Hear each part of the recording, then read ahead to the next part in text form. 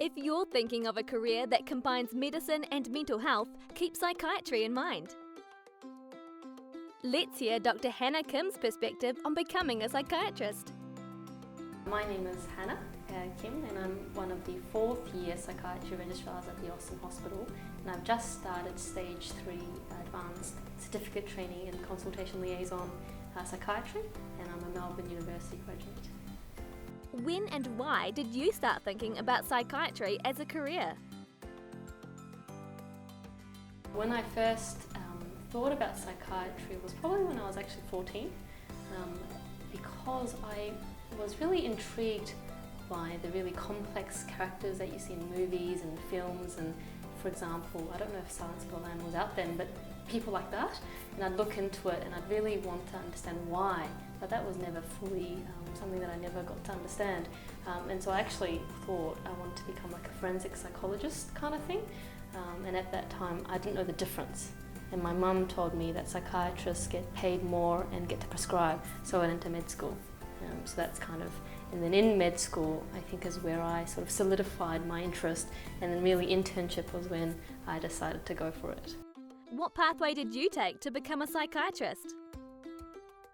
My pathway into psychiatry, I think I've been fairly lucky in that I haven't had a lot of bumps, so sort of unexpectedly actually in many ways. I got into med school straight away, which was great, and then I really sort of powered through med school, although I thought about taking time off a lot. And then I did internship as well, and I think in many ways it wasn't a conscious decision to go straight through.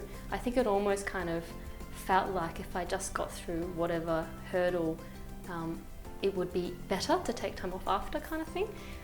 And so after internship then I went straight into psychiatry training, and I think actually thinking back, one of the main reasons why I might have done that is I had a friend in the year above me who did the same, so I think it was sort of quite easy to model myself on him, and I spoke to him a lot, so I think it's sort of in following him that I went straight through, and then I took that much needed time off a bit later.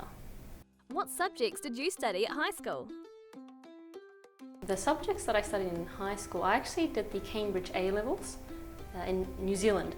And I don't know if they do them here, but the requirements at the time for the Cambridge A-levels was English, and I did English literature, which I really enjoyed, and I did physics, which was compulsory, but not biology actually.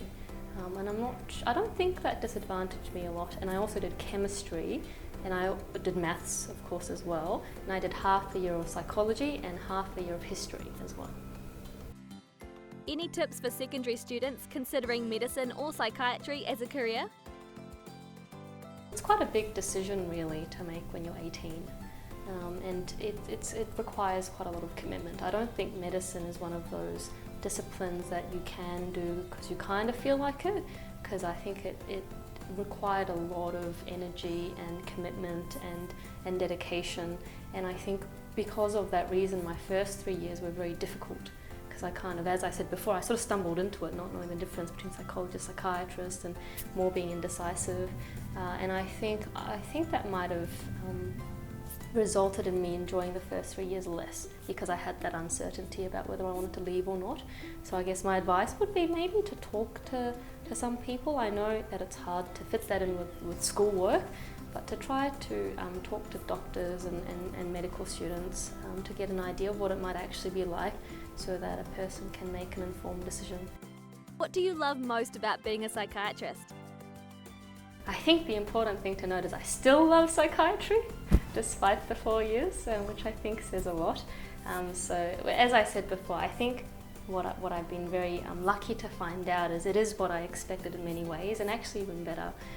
So I love the fact that I do get to ask the why questions, and if I got to meet Hannibal Lecter, I think, in real life, which I hope not, and if I do, hopefully only in a professional setting and not as his prey, but getting to ask the why questions. And for example, I did a year in forensic psychiatry research, and I got the chance to come across a lot of very interesting cases of sexual deviancies or paraphilias, and just trying to get one's mind around such complex and interesting and at times very strange cases, and also finding the similarities within myself, not to say I have paraphilias, but seeing the kind of fact that being able to understand they're all people, and the similarities and differences, I think that still astounds and fascinates me, and is my favourite bit, the stories and the people.